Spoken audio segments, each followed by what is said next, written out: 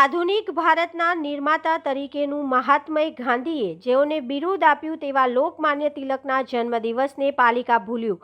શિવસેના વડોદરા શહેર દ્વારા તેમની પ્રતિમાની સફાઈ કરી પુષ્પાંજલિ કરવામાં આવી।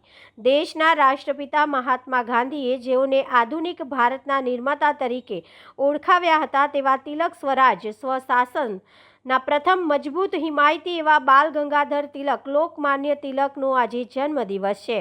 તેમનો જન્મ 23મી જુલાઈ 1856ના રોજ થયો હતો। તેઓ લાલ બાલ પાલ ત્રિપુટીના ભાગ હતા। તેઓ મરાઠીમાં તેમના અવતરણ માટે જાણીતા હતા। સ્વરાજ મારો જન્મસિદ્ધ અધિકાર છે અને હું તેને મેળવીશ, તેમણે બિપિનચંદ્ર પાલ, લાલા લજપતરાય, અરબિંદો ઘોષ સહિતના ભારતીય કોંગ્રેસોના નેતાઓ સાથે ગાઢ જોડાણ કર્યું હતું।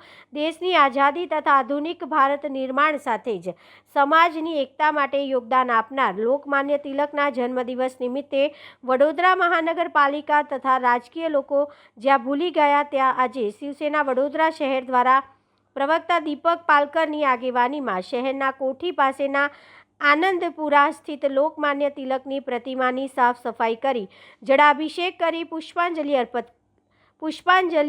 અર્પિત કરવામાં આવી હતી। લોકમાન્ય બાળ ગંગાધરની જન્મજયંતિ તમે જળાભિષેક કર્યો, દૂધાભિષેક કર્યો, શું કહેશો? આજે બાળ ગંગાધર તિલક જેમનું બહુ જ મોટું નામ છે અને એક એવું નામ કે જે આજે વડોદરા શું સમસ્ત મહારાષ્ટ્રમાં કે ભારત દેશમાં જ્યારે ગણપતિ દાદાના મહોત્સવ ઉજવી રહ્યા છે એમના પાસે એમનો બહુ મોટો હાથ છે। એમનું એક જ હતું કે ભાઈ હિન્દુઓ બધા આપણા સાથે બધા સંગઠિત થાય, ભેગા થાય, એના માટે જ એમને આ એક ગણપતિ દાદાની એક સ્થાપના કરેલી અને બધા સાથે મળે એ એમની વિચાર હતી। એ વિચારધારાથી જ પ્રેરાઈને આજે તમે જુઓ કે સંસ્કારી નગરી વડોદરા પણ જગ્યાએ જગ્યાએ મોટા મોટા મંડળો સ્થાપિત થયા છે। પણ દુઃખની વાત એ છે કે કોઈ ગણપતિ મંદિરને પણ યાદ નથી કે પછી સત્તાધારી પક્ષને પણ યાદ નથી અને કોર્પોરેશનને એમને પણ યાદ નથી કે આજે બાળ ગંગાધર તિલકની આજે જન્મજયંતિ છે કે આજે પ્રતિમાને સાફ સફાઈ કરે। પણ વડોદરા શિવસેના દર વખતની જેમ દર વર્ષે, આ વર્ષે એવું નથી, ગયા વર્ષે પણ અમે યાદ દેવડાવેલું, આ વર્ષે ફરી અમે યાદ દેવડાવીએ છીએ કે આજે એમની જન્મજયંતિ છે તો હવે અમે જળ અભિષેક દૂધનો અભિષેક કરીને અમે કરી દીધું છે, ફૂલહાર કર્યો છે। હવે તમે આવીને ખાલી પગે લાગો।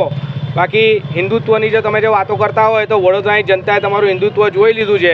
115 મંદિર તોડવાના જે તમે તકલકી જે નિર્ણય આપ્યો છે એ વડોદરાની જનતામાં તો રોષ છે। સાથે સાથે જો તમે આવા મહાન વિભૂતિને જો તમે યાદ ના કરતા હો તો પછી વડોદરાની જનતા હવે આવનારા ઇલેક્શનોમાં પણ વિચાર કરશે। દીપક પાલકર, શિવસેના પ્રવક્તા।